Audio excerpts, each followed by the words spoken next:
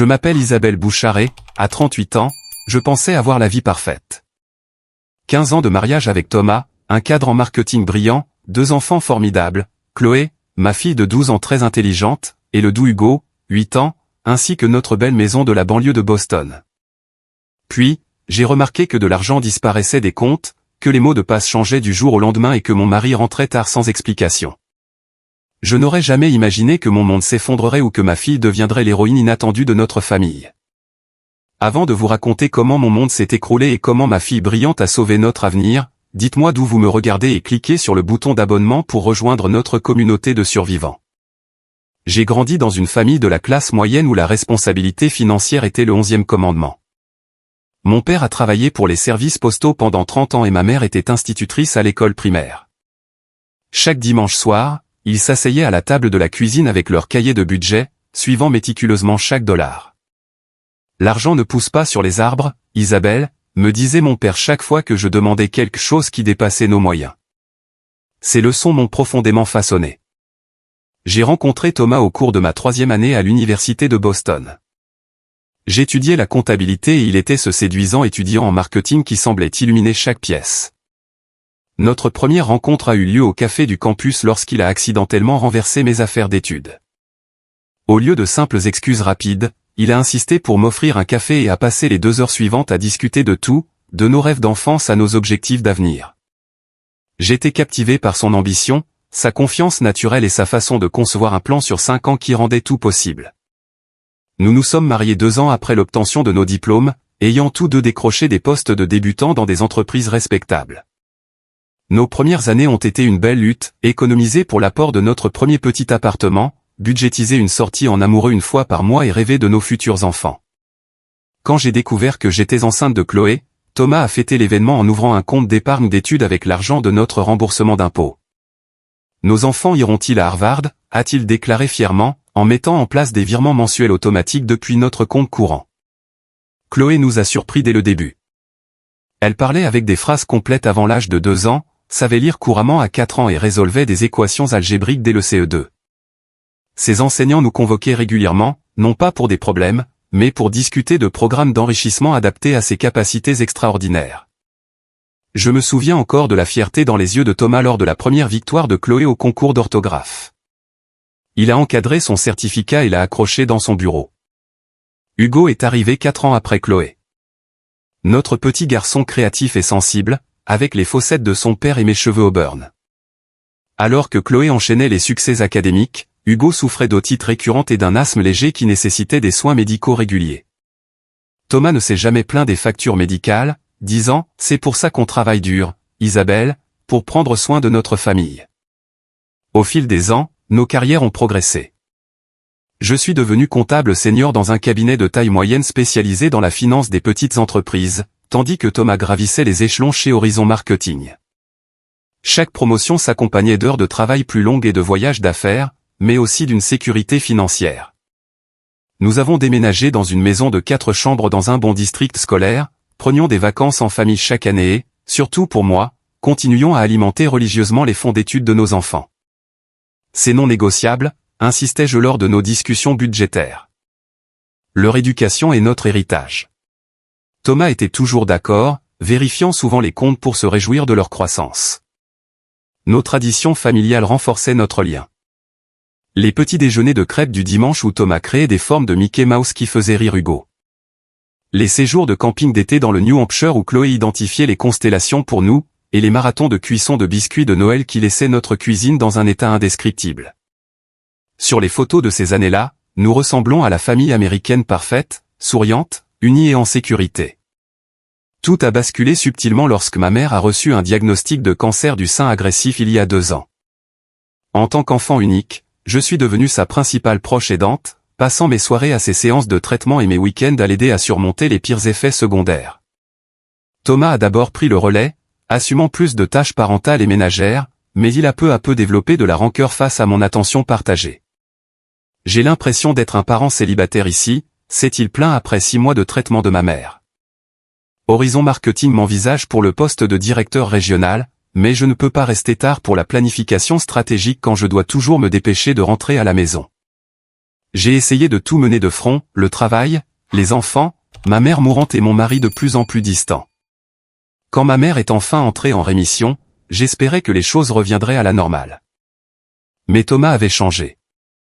Il est devenu secret avec son téléphone, irritable dès qu'on l'interrogeait sur son emploi du temps, et s'est découvert de nouveaux goûts de luxe, montres de créateur, costumes sur mesure et un intérêt soudain pour les grands crus qui pesaient sur notre budget. Cela fait partie de la culture des affaires, expliquait-il quand je l'interrogeais sur un abonnement de $300 à un club de vin. Les apparences comptent à ce niveau. Je lui ai fait confiance. Ce fut ma première erreur. Le mois de janvier est toujours chargé pour les comptables. En janvier dernier, en préparant nos documents fiscaux, j'ai remarqué des incohérences financières qui m'ont glacé le sang.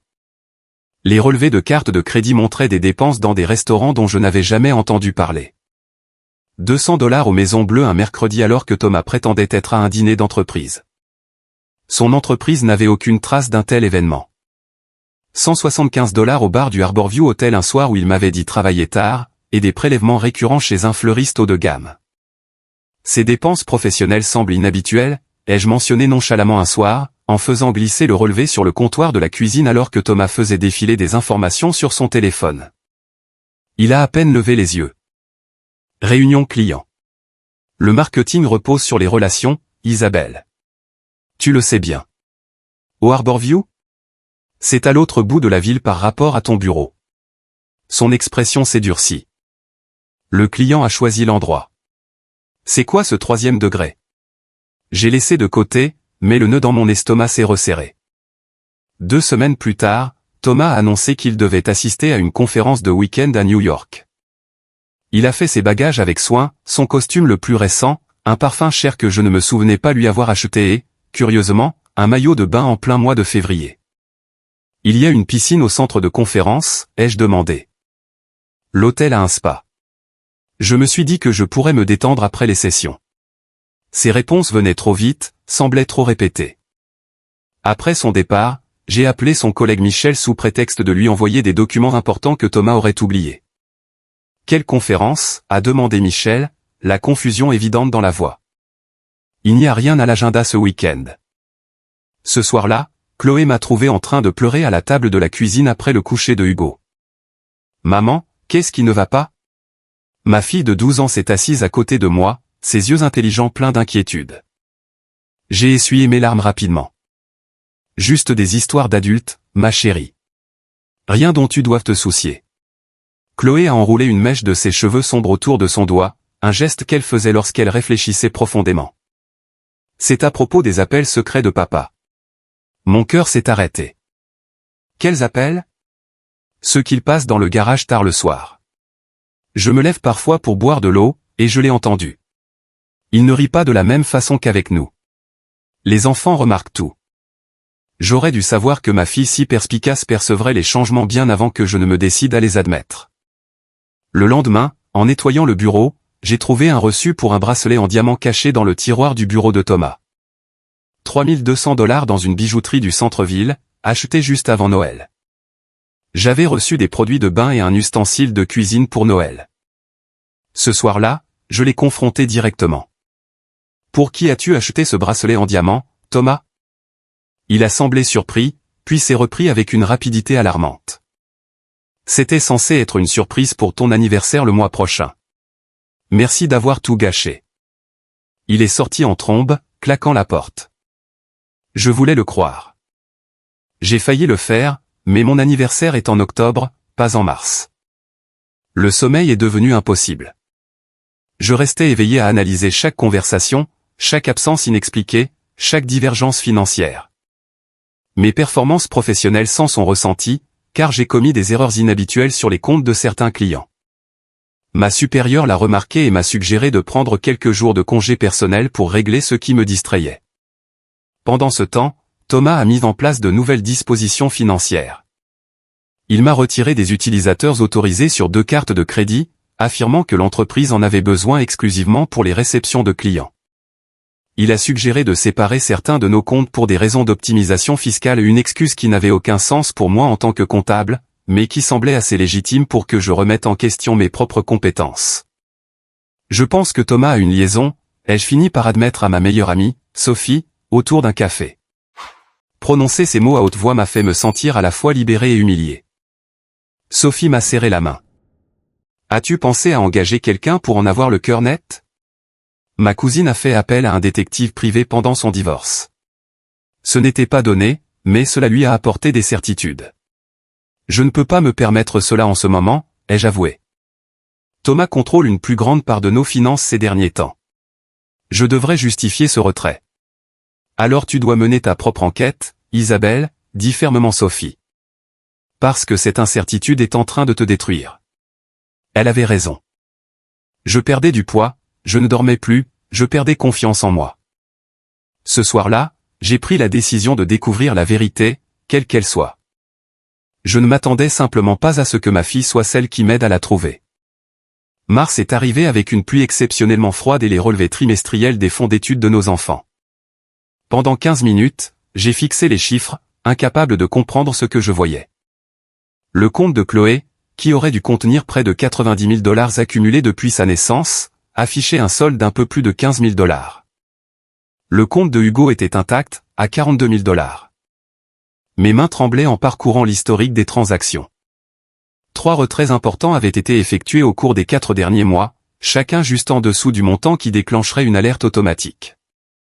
Quand Thomas est rentré du travail, je l'ai confronté immédiatement, les relevés à la main. Qu'est-ce qui est arrivé au fonds d'études de Chloé, ai-je exigé, la voix tremblante. Thomas a jeté un coup d'œil au papier, son expression passant de la surprise à une inquiétude feinte. Le marché a été instable. J'ai déplacé certains actifs vers un autre produit d'investissement pour obtenir de meilleurs rendements. Il a sorti son téléphone. Laisse-moi te montrer le nouveau compte. Après plusieurs minutes à chercher sur son téléphone et à passer des appels restés sans réponse, et a promis de régler la situation avec le conseiller financier le lendemain. J'ai fait semblant d'accepter son explication alors que la colère et la peur se disputaient en moi. Cette nuit-là, après que Thomas s'est endormi, j'ai essayé d'accéder à sa boîte mail sur notre ordinateur portable commun, mais le mot de passe avait été modifié. De frustration, j'ai refermé brutalement l'appareil. Maman. Chloé se tenait dans l'embrasure de la porte du bureau, serrant son manuel de calcul contre elle. Je peux t'aider à entrer. Quoi? Non, ma chérie. J'étais juste. Tu essaies de savoir où est passé l'argent de mes études, n'est-ce pas? Sa voix ne contenait aucune accusation, seulement une évidence qui m'a brisé le cœur. Je peux récupérer les mots de passe de papa. J'ai appris des techniques de sécurité numérique et de codage au club d'informatique. J'aurais dû la renvoyer au lit, la protéger des problèmes des adultes. Mais le désespoir l'a emporté. Comment ferais-tu ça? Chloé m'a expliqué les techniques de récupération de mots de passe et le fait que beaucoup de gens utilisent des variantes du même mot de passe pour différents comptes. En 20 minutes, elle a accédé à la boîte mail personnelle de Thomas en utilisant des indices provenant de ses comptes de réseaux sociaux et des informations qu'elle connaissait sur lui. Essai Aurélie Valentin 2023, suggéra-t-elle. Après plusieurs tentatives, le compte s'est ouvert, révélant des milliers de courriels, dont un dossier intitulé « Personnel », qui contenait des centaines d'échanges avec une certaine Aurélie Valentin. Je vais me coucher maintenant, dit doucement Chloé, comprenant que ce qui allait suivre n'était pas pour ses yeux. Elle m'a serré fort dans ses bras avant de partir. N'oublie pas, maman, quoi que ce soit, on va trouver une solution ensemble. Seul face au courriel de Thomas, j'ai découvert la vérité dévastatrice sur mon mariage. Thomas et Aurélie se côtoyaient depuis plus d'1 an. C'était une cliente qui était devenue bien plus. Les messages détaillaient des escapades de week-end, y compris la fausse conférence à New York, des projets pour leur avenir et, le plus écœurant, des discussions financières, utiliser argent études Chloé pour apport appartement, remplacerait avant qu'Isabelle s'en aperçoive. L'avenir éducatif de ma fille sacrifié pour l'apport d'un nid d'amour pour sa maîtresse. J'ai lu courriel après courriel, chacun pire que le précédent. Thomas se plaignait de moi auprès d'elle, disant que j'étais toujours fatigué, trop concentré sur les enfants, ne comprenant pas ses besoins. Aurélie répondait avec sympathie et suggérait des moyens de détourner plus de fonds pour leur vie commune. À l'aube, j'avais lu assez pour comprendre l'ampleur de la trahison. Thomas avait systématiquement vidé nos ressources pour s'établir une vie parallèle avec Aurélie. L'appartement acheté il y a 3 mois dans une tour du centre-ville n'était qu'un début. Il avait ouvert des comptes séparés, planifier son départ après les fêtes et même chercher des moyens de minimiser ses obligations de pension alimentaire. Quand Chloé m'a trouvé encore devant l'ordinateur le lendemain matin, les yeux gonflés d'avoir pleuré, elle n'a pas posé de questions. Elle s'est simplement assise à côté de moi et a posé sa tête contre mon épaule. « Je t'ai déçu », ai-je chuchoté, désignant les preuves du fonds d'études volées. « Non, maman », répondit-elle avec une conviction dépassant son âge. « C'est lui qui nous a déçus. Mais nous sommes assez intelligentes pour arranger ça. » À ce moment-là, ma fille brillante et compatissante est devenue ma partenaire pour affronter le cauchemar qui nous attendait. J'aurais dû être sa protectrice, mais d'une manière ou d'une autre, elle était devenue la mienne. Le mois d'avril a apporté le pic de la saison des impôts et un nouveau niveau de tromperie de la part de Thomas. J'ai reçu une notification indiquant qu'un virement bancaire avait vidé notre compte d'épargne commun, 127 100 $ disparus sans discussion ni avertissement. Appelé au travail, Thomas a affirmé qu'il s'agissait d'un transfert temporaire pour sécuriser une opportunité d'investissement qui profiterait à toute la famille. Il a promis de tout m'expliquer ce soir-là. Au lieu de cela, et a envoyé un SMS plus tard, prétextant un dîner d'affaires urgent, et est rentré après minuit. Ce schéma s'est répété pendant des jours, évitement, explications vagues, retour tardif. Notre épargne restait introuvable. La panique m'a submergé en examinant les dépenses à venir, le prêt immobilier dû dans 10 jours, le rendez-vous chez le spécialiste de l'asthme pour Hugo, les impôts fonciers du deuxième trimestre. Mon compte personnel contenait à peine de quoi couvrir 2 mois de dépenses de base si je faisais extrêmement attention. Nous avons besoin d'une stratégie, annonça Chloé un après-midi alors que Thomas était au travail. Elle avait créé un tableau croisé sur son ordinateur portable. J'ai fait des recherches. Des recherches sur quoi, demandai-je, stupéfaite par son initiative. Sur le divorce et la fraude financière. Elle a cliqué sur des onglets intitulés Preuves, chronologie et options juridiques. D'après ses courriels, il prévoit de partir après Noël, probablement pour minimiser les perturbations dans son calendrier de travail pendant les fêtes et pour passer pour le gentil en restant jusqu'à la fin des vacances. Mon estomac s'est noué face à son évaluation clinique. Chloé, tu ne devrais pas avoir à t'occuper de ça. Je m'en occupe déjà, répondit-elle fermement. Nous deux. Et logiquement, nous avons besoin de tout documenter avant qu'il ne réalise que nous savons. Chloé avait répertorié chaque transaction suspecte. Catalogué les courriels chronologiquement et même noté les schémas comportementaux de Thomas qui coïncidaient avec ses échanges avec Aurélie. Ses compétences en organisation appliquées à notre crise familiale étaient à la fois impressionnantes et déchirantes. Le lendemain, j'ai découvert quelque chose d'encore pire en cherchant des documents d'assurance. Caché dans la table de chevet de Thomas se trouvait le compte-rendu d'une consultation avec un avocat spécialisé en droit de la famille, détaillant des stratégies pour obtenir la garde principale afin de minimiser ses obligations financières et d'obtenir un partage des biens plus favorable. Il prévoyait de prétendre que mon instabilité émotionnelle récente et ma surcharge de travail faisaient de moi un parent inapte. L'homme que j'avais aimé pendant 15 ans ne se contentait pas de me quitter, il prévoyait de me prendre mes enfants et de me ruiner financièrement. Encouragé par Chloé, j'ai pris rendez-vous avec une avocate spécialisée dans les divorces, Béatrice Simon, en lui apportant les preuves méticuleusement organisées par ma fille. Les yeux de Béatrice se sont écarquillés en examinant les documents. « C'est votre fille qui a rassemblé tout cela ?» a-t-elle demandé, incrédule. « Elle est exceptionnelle », ai-je répondu, ressentant une lueur de fierté au milieu du chaos. « Vous avez de quoi établir un schéma d'infidélité financière », m'expliqua Béatrice. Cependant, Thomas planifie cela depuis un certain temps et a probablement caché des actifs dont nous ignorons encore l'existence. Les personnes aussi calculatrices ont souvent des plans de secours. Elle m'a conseillé de rassembler des preuves encore plus concrètes avant de déposer la demande, relevé bancaire, titre de propriété, compte d'investissement, tout ce qui permettrait d'établir un bilan financier complet avant que Thomas ne puisse dissimuler davantage d'éléments.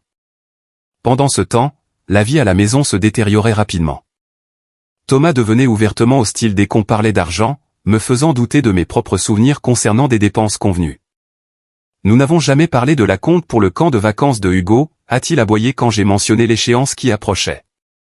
Tu prends ces décisions unilatéralement et tu t'attends à ce que je paye. Nous en avions pourtant parlé des mois auparavant, l'inscrivant même sur le calendrier familial. Chloé a été témoin de son déni, son visage se durcissant en observant ses techniques de manipulation. Plus tard cette nuit-là, elle m'a rejointe dans la buanderie, parlant à voix basse. Papa a supprimé un tas de courriels, mais j'ai configuré un transfert automatique sur son compte avant qu'il ne change à nouveau le mot de passe. Tout ce qui arrive de nouveau va vers une adresse sécurisée que j'ai créée. Chloé, c'est. J'ai hésité, incertaine de la légalité ou de l'éthique de son geste. C'est nécessaire, trancha-t-elle fermement. Il nous ment à tous. Il a dit à Hugo hier que nous ne pourrions peut-être pas payer son camp d'été pour l'asthme à cause de tes dépenses. Mon sang n'a fait qu'un tour en voyant Thomas utiliser la santé de notre fils comme une arme. Cette nuit-là, j'ai découvert que Thomas avait ouvert une nouvelle carte de crédit à mon nom, les relevés étant envoyés à une boîte postale dont j'ignorais l'existence. La carte affichait un solde de 12 000 $ pour des achats que je n'avais jamais effectués. Confronté, Thomas s'est montré menaçant. Recule, Isabelle, m'a-t-il prévenu, sa voix plus basse et menaçante que jamais. Tu deviens paranoïaque, et ça ne te va pas. Tu devrais peut-être consulter pour ton anxiété. J'ai battu en retraite, non par soumission, mais par stratégie. Chloé avait raison. Nous avions besoin de preuves irréfutables avant de faire le moindre mouvement. Cette nuit-là, elle a présenté son idée la plus audacieuse. Nous devons l'enregistrer en train d'avouer ce qu'il a fait avec mon fonds d'études, dit-elle en me montrant une application d'enregistrement vocal sur son téléphone. Le New Hampshire est un État où l'enregistrement nécessite le consentement des deux parties, mais si nous formulons nos questions avec soin, nous pouvons l'amener à s'incriminer lui-même sans enfreindre la loi. Ma fille de 12 ans réfléchissait comme une juriste. J'éprouvais autant de fierté que de tristesse à l'idée que les circonstances lui aient imposé une telle maturité précoce. Comment ferions-nous cela, demandai-je. Les yeux de Chloé brillaient de détermination. J'ai un plan. La fraude financière répond à des critères légaux précis, expliqua Chloé en montrant des documents imprimés étalés sur le sol de sa chambre. Nous avions transformé son placard en notre salle de guerre, y cachant toutes les preuves et le matériel de planification à l'abri des regards de Thomas et de Hugo. Ce que papa a fait avec mon fonds d'études répond à ces critères, d'autant plus qu'il n'a jamais eu l'intention de remettre l'argent. Pendant 2 semaines, Chloé avait mené des recherches dignes d'une étudiante en droit, étudiant des affaires de fraude financière, visionnant des séminaires juridiques en ligne et créant un classeur de preuves organisé par type de délit. Elle avait même appliqué un code couleur aux échanges de courriels pour souligner les contradictions dans les histoires de Thomas. Le problème clé, poursuivit-elle, c'est de prouver l'intention. Papa peut prétendre qu'il déplaçait simplement des investissements ou qu'il prévoyait de tout remplacer. Sauf s'il admet le contraire, ajoutai-je, suivant sa logique. Chloé hocha la tête. Exactement. Nous avons besoin qu'il reconnaisse qu'il a pris l'argent spécifiquement pour Aurélie et l'appartement. Elle exposa sa stratégie, créer une situation où Thomas croirait avoir une conversation privée. Orienter la discussion vers les finances de manière non menaçante et enregistrer ses réponses. L'astuce consistait à faire cela sans poser de questions directes qui éveilleraient ses soupçons. Ne va-t-il pas faire attention à ce qu'il dit devant nous désormais, demandai-je. C'est là qu'intervient ma fausse alerte bancaire, répondit Chloé en ouvrant son ordinateur pour me montrer une maquette du système de notification de notre banque qu'elle avait créé. Je peux envoyer cela sur son téléphone pendant le dîner, pour lui faire croire à une alerte de fraude sur les comptes. Lorsqu'il vérifiera en privé, il verra un transfert de son compte secret vers notre compte commun. Un transfert qui n'a jamais eu lieu en réalité. Ses compétences techniques me stupéfiaient. Comment est-ce possible ? Du code HTML et quelques bases de graphisme, dit-elle en haussant les épaules. Le lien mènera à une page miroir que j'ai créée, qui ressemble exactement au portail de sa banque. Il pensera que son compte caché a été découvert par le système de sécurité de la banque et relié à nos comptes familiaux. Ne va-t-il pas simplement appeler la banque ? Pas immédiatement. D'abord, il va paniquer et probablement te confronter, pensant que tu as découvert ses comptes et transféré l'argent vers le fonds d'études. C'est à ce moment-là que l'enregistreur sera prêt. Le plan était sophistiqué et risqué. Si Thomas découvrait le stratagème, cela pourrait fragiliser notre position juridique. Mais l'alternative, le laisser s'en tirer après avoir volé l'avenir de Chloé, était inacceptable. Il y a autre chose dont nous avons besoin, dit Chloé avec hésitation. Nous devons éloigner Hugo pendant cette conversation. Ça pourrait devenir violent. Elle avait raison. Notre petit garçon de 8 ans, si sensible, ne devait pas assister à la confrontation. J'ai organisé un dîner chez ma mère pour lui ce soir-là. La soirée est arrivée, accompagné d'orages qui résonnaient avec mon tumulte intérieur. J'ai préparé le repas préféré de Thomas, un steak avec des pommes de terre rissolées, et j'ai ouvert la bouteille de vin coûteuse qu'il gardait pour une grande occasion. Chloé a dressé la table avec une solennité inhabituelle, plaçant la chaise de Thomas directement en face de l'îlot de cuisine où son téléphone était en charge, l'application d'enregistrement active mais dissimulée sous un set de table. « Quelle est l'occasion ?» a demandé Thomas avec méfiance en rentrant chez lui et en découvrant les bougies allumées et ses plats favoris. « Je n'ai pas le droit de faire un bon dîner », ai-je répondu en forçant un sourire. « Tu as tellement travaillé ces derniers temps. » Sa posture s'est légèrement détendue, bien que de la fatigue se lise encore dans ses yeux. Nous avons dîné en échangeant quelques phrases banales sur le travail et la météo, attendant le moment précis prévu dans le plan minutieux de Chloé. À 19h45 précise, Chloé s'est levée pour aller chercher de l'eau. Depuis le réfrigérateur, elle a déclenché l'envoi de la fausse alerte sur le téléphone de Thomas depuis sa tablette cachée. Son téléphone a vibré. Thomas y a jeté un coup d'œil, puis s'est figé, le visage perdant toute couleur. « Je dois prendre ça », a-t-il marmonné, se dirigeant vers le couloir. Chloé et moi avons échangé un regard en entendant ses pas rapides faire les 100 pas. 3 minutes plus tard, il est revenu, le visage rouge de colère. « Isabelle, qu'est-ce que tu as foutu ?» a-t-il exigé en agitant son téléphone. « Comment as-tu trouvé ce compte ?» J'ai feint la confusion. « Quel compte ?» Ne joue pas à l'innocente. 75 000 $ ont été transférés de mon compte personnel vers le fonds d'études de Chloé. La banque a signalé cela comme une activité suspecte. Chloé a écarquillé les yeux avec une surprise théâtrale parfaite. « Tu as retrouvé l'argent de mes études, maman ? C'est génial !» Thomas s'est figé, réalisant soudain la présence de sa fille et l'aveu qu'il venait de faire involontairement. « Comment ça, retrouver ?» a-t-il tenté de rattraper. « L'argent a toujours été là, juste sur d'autres placements. »« Non, c'est faux », répliqua calmement Chloé. Le sang s'est retiré du visage de Thomas en réalisant que sa fille savait tout. Son regard allait de l'une à l'autre, calculant sa prochaine parade. « Je peux expliquer », commença-t-il d'un ton mielleux et persuasif qu'il réservait à ses clients. Parfois, les au-delà des mots, les adultes doivent prendre des décisions financières complexes. « As-tu volé mon fonds d'études pour ta petite amie ?» l'interrompit Chloé, sa franchise tranchant ses tentatives de manipulation. La question resta suspendue dans l'air comme le silence avant la foudre. L'expression de Thomas s'assombrit. « C'est ridicule. Je n'ai pas à discuter de ça avec un enfant, lança-t-il. Tu viens de l'admettre, intervins-je. Cet argent était sur ton compte personnel il y a 1 minute. Celui dont tu ne m'as jamais parlé. Celui qui a servi d'apport pour l'appartement. La maîtrise de soi de Thomas vola en éclats.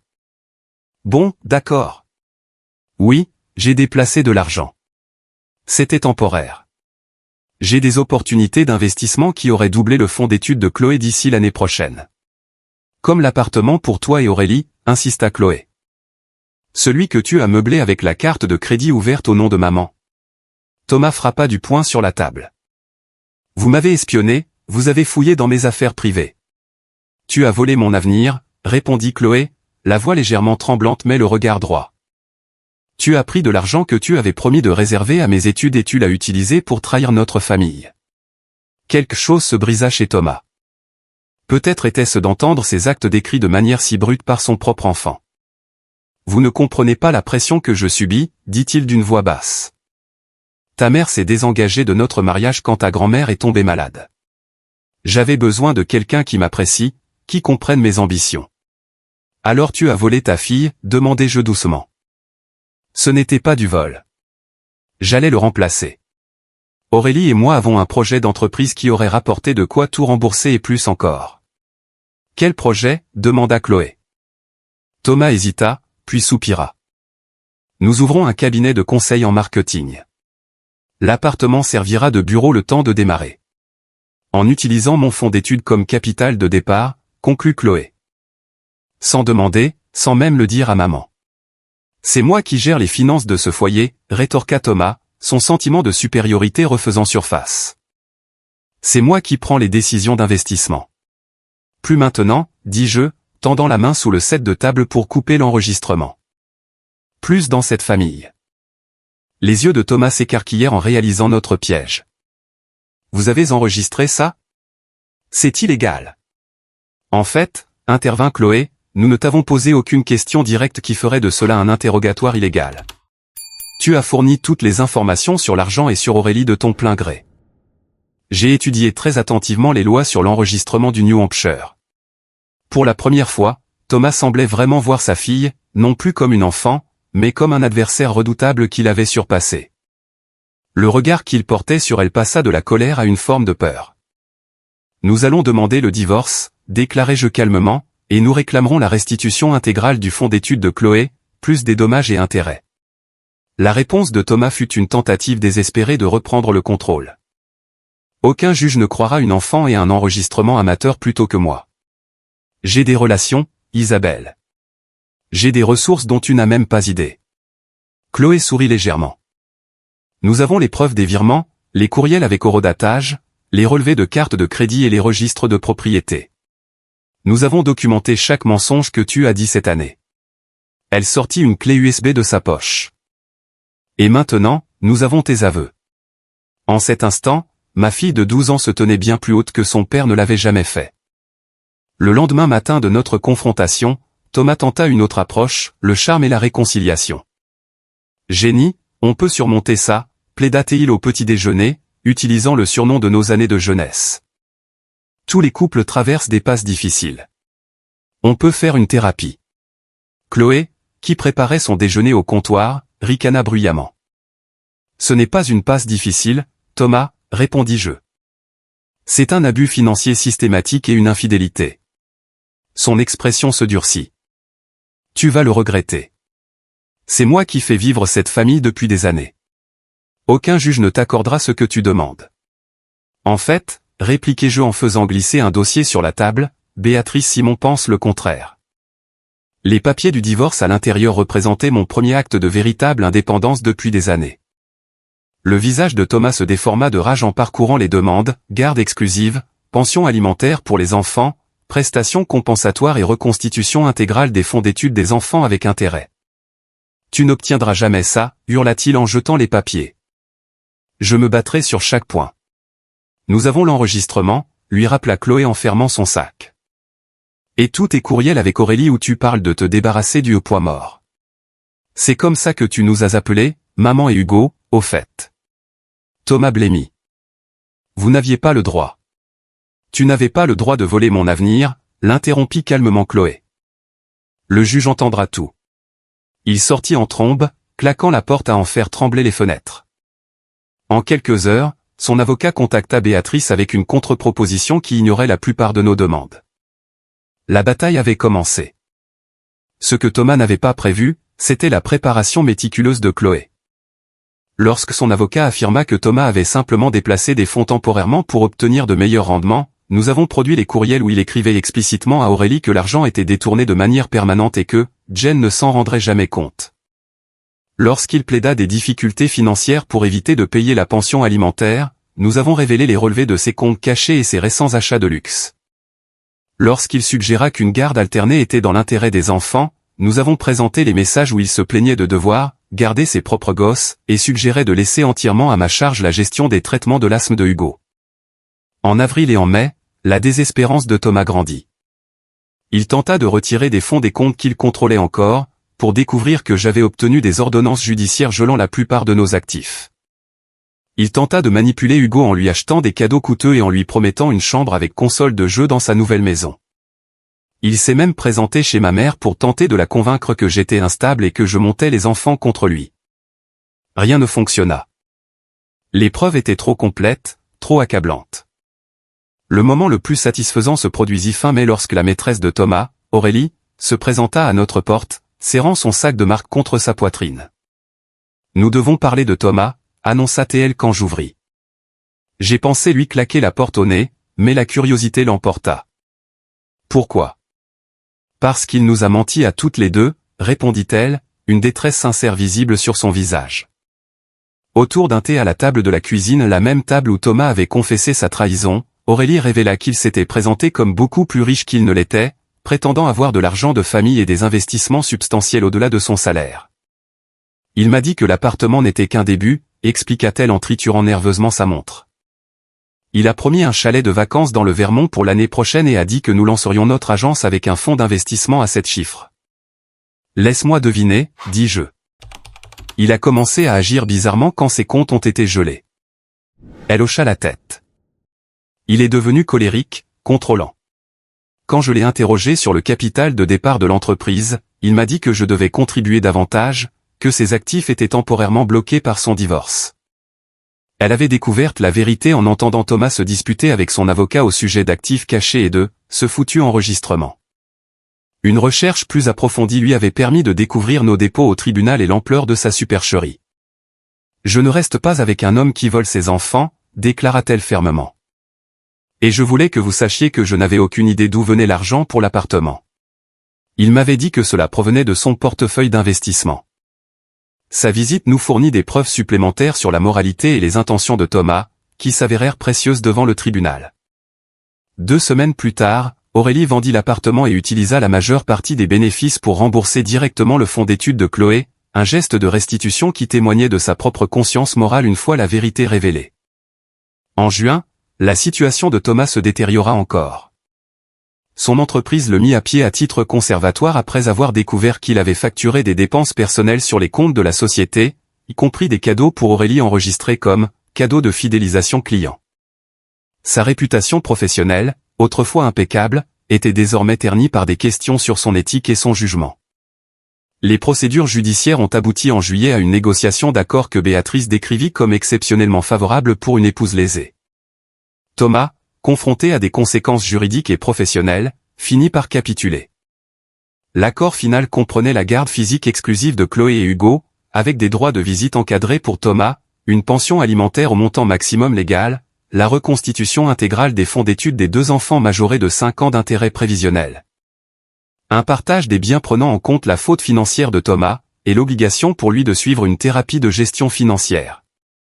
Lorsque le juge a officialisé l'accord, il a tenu à s'adresser directement à Chloé.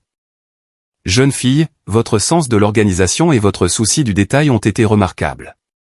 Même si j'aurais préféré que vous n'ayez pas à développer ces compétences dans de telles circonstances, vous avez un bel avenir devant vous, peut-être dans le droit. » Chloé sourit légèrement. « J'envisage la comptabilité d'investigation, votre honneur. » La salle d'audience sourit, mais je vis un respect sincère dans les yeux du juge. L'intelligence de ma fille avait non seulement sauvé son propre avenir, mais avait été saluée par le système judiciaire qu'elle avait si bien maîtrisé. À la sortie du tribunal, Thomas tenta une dernière approche. « Ce n'est pas comme ça que je voulais que les choses se terminent, dit-il doucement, dépouillé de son assurance habituelle. « C'est toi qui as choisi comment cela se terminerait, répondit Chloé avant que je ne puisse dire un mot. À chaque fois que tu as menti, à chaque fois que tu as volé, à chaque fois que tu l'as choisi elle plutôt que nous. » Thomas n'avait rien à répondre à la vérité de sa fille. Il s'éloigna, les épaules voûtées, vers un avenir bien différent de celui qu'il avait imaginé avec Aurélie.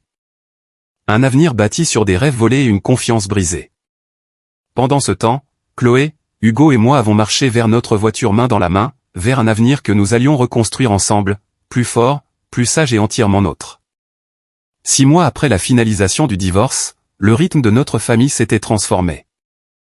Les premières semaines avaient été les plus dures, expliquer à Hugo pourquoi son papa vivait désormais dans un appartement, s'habituer à un seul revenu et surmonter le choc émotionnel de la trahison.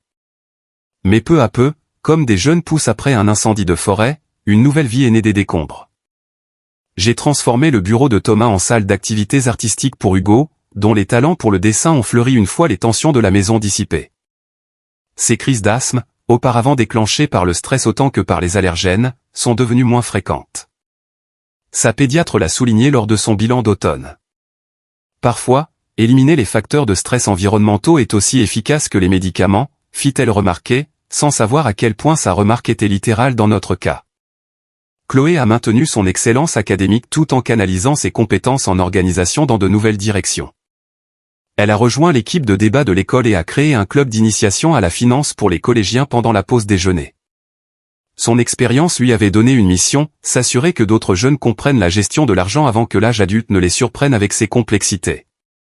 Pour moi, la transformation a été à la fois professionnelle et personnelle. After des années à gérer les finances des autres tout en négligeant mes propres intérêts, j'ai réalisé que mon expertise comptable avait une valeur concrète bien au-delà d'un simple salaire régulier. Avec les encouragements de Béatrice, j'ai ouvert un petit cabinet de conseil spécialisé dans la reconstruction financière pour les femmes divorcées. Vous comprenez la dimension émotionnelle de la trahison financière, nota Béatrice, qui m'envoya plusieurs clientes. Cela rend votre savoir technique 2 fois plus précieux. En décembre, j'avais 6 clientes régulières et j'envisageais de réduire mes heures au cabinet comptable pour développer mon activité. Ce travail était profondément gratifiant, aider des femmes à déjouer la manipulation financière, à établir un crédit indépendant et à concevoir des budgets viables pour leur nouvelle vie. La relation de Thomas avec les enfants a évolué de manière inégale. Hugo attendait d'abord avec impatience les week-ends chez lui, attiré par la volonté soudaine de son père de jouer le rôle du parent amusant. Mais les enfants ressentent l'authenticité, et le rôle de père attentionné joué par Thomas sonnait souvent faux. Quand Hugo s'est pris de passion pour l'aquarelle, le commentaire d'un ton désinvolte de Thomas, « C'est bien, mon grand. Tu veux plutôt jouer aux jeux vidéo ?» a révélé que ses priorités n'avaient pas changé. Chloé maintenait une communication polie mais distante avec son père. Elle se rendait aux visites obligatoires mais apportait ses devoirs et restait sur ses gardes. Thomas semblait ne pas savoir comment communiquer avec cette nouvelle version de sa fille qu'il avait si bien percée à jour. Il continue d'essayer de m'acheter des gadgets technologiques, me confia-t-elle un soir, comme si cela allait me faire oublier ce qui s'est passé. Qu'est-ce que tu ressens pour lui maintenant, demandai-je avec précaution. Chloé réfléchit sérieusement. Je ne le déteste pas. Cela demanderait trop d'énergie. Mais je n'ai pas confiance en lui, et je ne sais pas si j'aurai à nouveau confiance en lui un jour. Sa maturité m'impressionnait autant qu'elle m'inquiétait. Aucun enfant de 12 ans ne devrait avoir à développer une telle acuité émotionnelle si jeune. Nous avons instauré de nouvelles traditions familiales pour remplacer celles qui avaient été ternies par la trahison de Thomas. Les crêpes du dimanche sont devenues des randonnées le samedi matin dans le parc naturel. Les fêtes de fin d'année ont été repensées pour privilégier les expériences plutôt que les cadeaux. Nous avons créé un club de lecture familiale, lisant de tout, des romans d'aventure aux biographies de figures historiques résilientes. Le développement le plus inattendu s'est produit en février, lorsque Thomas a demandé à me voir sans les enfants. Nous nous sommes retrouvés dans un café neutre, où il est arrivé avec une attitude inhabituellement humble. J'ai fait un travail sur moi-même, commença-t-il maladroitement. Avec un thérapeute, dans le cadre du suivi financier ordonné par le tribunal. J'ai hoché la tête mais ne l'ai pas encouragé. L'expérience m'avait appris à attendre les actes plutôt qu'à croire les paroles. On m'a diagnostiqué des traits de personnalité narcissique, poursuivit-il. Pas le trouble complet, mais assez pour expliquer certains de mes comportements. Cela n'excuse pas ce que j'ai fait, mais j'essaie de comprendre. Pourquoi me dis-tu cela? Parce que je veux faire mieux pour Chloé et Hugo, et parce que... Il hésita, semblant sincèrement mal à l'aise. Je te dois des excuses.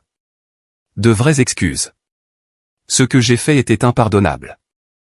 Ces excuses m'ont surprise plus que le diagnostic. En 15 ans de mariage, Thomas n'avait jamais assumé la responsabilité d'avoir blessé quiconque. Son repentir était peut-être imposé par le tribunal, mais quelque chose dans son expression laissait présager un remords authentique. Merci de me dire cela, répondis-je prudemment. Mais reconstruire la confiance prendra du temps et demandera une attitude constante. Je sais, reconnut-il. Je suis prêt pour cela. Fidèle à sa parole, Thomas s'est montré plus fiable dans ses visites, le versement de la pension alimentaire et le respect des limites au cours des mois suivants. Il a assisté à la première exposition d'art de Hugo au centre communautaire et est resté pendant les 3 heures du tournoi de débat de Chloé sans regarder son téléphone une seule fois. Des petits pas, mais notables. Quant à ma vie personnelle, j'ai commencé à redécouvrir des aspects de moi-même qui avaient été étouffés pendant mon mariage. J'ai rejoint un groupe de randonnée, j'ai pris des cours de céramique et j'ai repris contact avec des amis d'université perdus de vue pendant les années où Thomas m'avait subtilement isolé. L'une de ses connaissances, Damien, architecte paysagiste et amateur de randonnée, est peu à peu devenu plus qu'un simple ami. Notre premier rendez-vous officiel a suscité une réaction inattendue de la part de Chloé. « Tu es très belle », observa-t-elle alors que je me préparais à partir. Le bleu fait ressortir tes yeux. Merci, ma chérie. Tu es sûr que ça ne te dérange pas? Je peux annuler si tu n'es pas à l'aise. Chloé secoua la tête. Maman, tu mérites d'être heureuse. Juste. Elle hésita. Qu'est-ce qu'il y a? Juste. N'ignore pas les signaux d'alarme cette fois, d'accord? Fais confiance à ton instinct. Je l'ai serré fort dans mes bras. Cet enfant qui était devenu si sage. Je te le promets. Et Chloé. Merci de nous avoir sauvés quand je ne voyais pas ce qui se passait. Elle haussa les épaules avec la timidité propre au début de l'adolescence. Nous nous sommes sauvés mutuellement. Ce soir-là, alors que Damien et moi dînerions dans un petit restaurant local, rien de luxueux, juste de la cuisine authentique et une bonne conversation, je me suis surprise à rire sincèrement pour la première fois depuis des années. Non pas parce que Damien était particulièrement drôle, mais parce que je me sentais libéré d'un fardeau, authentique, libre d'être moi-même sans calcul ni crainte. Le voyage de la trahison à la reconstruction m'avait changé fondamentalement. J'avais appris à valoriser l'indépendance financière au-dessus du luxe, à faire confiance à mon instinct plutôt qu'aux explications mielleuses, et surtout, à voir mes enfants comme des individus dotés de leur propre sagesse et de leur propre force. Et non plus seulement comme des personnes à charge nécessitant une protection. Chloé, ma brillante chercheuse de justice, a continué à mettre son expérience au service des autres, proposant récemment une intervention scolaire sur l'éducation financière pour les adolescents. Hugo, mon artiste sensible, a réalisé une série de peintures intitulée Notre nouvelle famille, aux couleurs vives et aux visages épanouis. La santé de ma mère reste stable, sa rémission étant le rappel que certaines batailles peuvent être remportées de manière décisive. La dernière pièce de notre guérison est venue de manière inattendue des parents de Thomas, restés en retrait pendant la procédure de divorce. Ils ont demandé à voir les enfants, exprimant leur honte face au comportement de leur fils et leur désir de maintenir leur rôle de grands-parents. Leur reconnaissance du mal causé, sans excuse ni faux fuyant, nous a apporté un apaisement que les tribunaux n'auraient jamais pu nous donner. La vie après une trahison n'est pas parfaite. Nous avons encore des moments de colère, des échos de blessures qui refont surface sans prévenir. Hugo demande parfois pourquoi sa famille semble différente de celle de ses amis. Chloé affiche parfois un cynisme précoce. Je me surprends encore à vérifier les relevés bancaires avec une fréquence excessive, mais nous construisons quelque chose d'authentique sur les ruines de ce qui s'est avéré mensonger. Notre nouvelle vie repose sur une communication honnête, le respect mutuel et la certitude inébranlable que nous pouvons surmonter les crises ensemble. Certains soirs, assise sur la balançoire du porche à regarder les enfants jouer dans le jardin, je réalise que perdre ce que je pensais indispensable m'a mené directement vers ce que je méritais vraiment, l'authenticité, la paix et la fierté tranquille d'incarner la résilience pour mes enfants. Quant au fonds volé par Thomas et à sa tentative de saboter notre avenir, le compte d'épargne de Chloé dépasse désormais le montant prévu grâce au remboursement d'Aurélie et à des placements prudents. L'argent compte, bien sûr, car l'éducation ouvre des portes. Mais les leçons apprises à travers cette perte temporaire se sont avérées tout aussi précieuses. Chloé comprend la gestion financière bien mieux que la plupart des adultes. Hugo sait que dire la vérité apporte la guérison, pas la punition. Et j'ai appris que la reconstruction n'est pas seulement possible, elle est inévitable quand on affronte la réalité avec courage et le bon soutien. Avez-vous déjà découvert une trahison de la part d'une personne en qui vous aviez une confiance totale? Comment vous êtes-vous reconstruite après cela? J'aimerais lire vos témoignages de résilience dans les commentaires ci-dessous. Et si notre parcours vous a inspiré, n'hésitez pas à aimer cette vidéo et à vous abonner pour écouter d'autres histoires de femmes qui ont transformé la crise en opportunité. N'oubliez pas que les chapitres les plus douloureux de notre vie deviennent parfois les fondations de notre plus grande force. Merci d'avoir partagé notre histoire, et je vous souhaite la sagesse de reconnaître les signaux d'alarme, le courage d'agir et le soutien que vous méritez pour reconstruire votre vie.